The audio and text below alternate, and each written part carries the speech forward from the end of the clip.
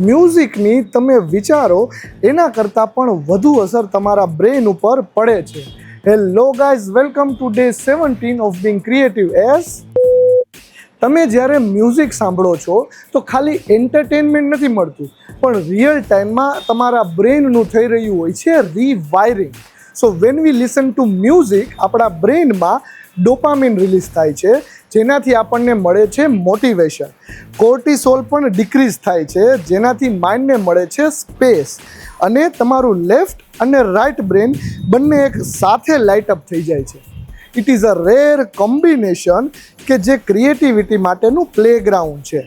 તમારા માઇન્ડની ગાડી ટ્રાફિક જામમાંથી સીધી એક્સપ્રેસ હાઈવે પહોંચી જશે. સો નેક્સ્ટ ટાઈમ જ્યારે તમને ક્રિએટિવ થોટ ના આવતા હોય તો try to change your music. Wild idea free flow કરવા હોય તો ફાસ્ટ પેસ મ્યુઝિક સાંભળો. પ્રોબ્લેમ સોલ્વિંગ ઉપર ફોકસ કરવું હોય તો ઇન્સ્ટ્રુમેન્ટલ સોંગ સાંભળો.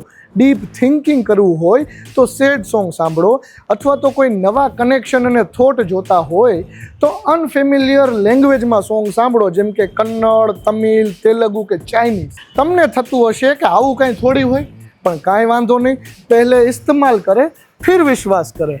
બાકીના બધાય share your thoughts in the comment section and I will see you tomorrow.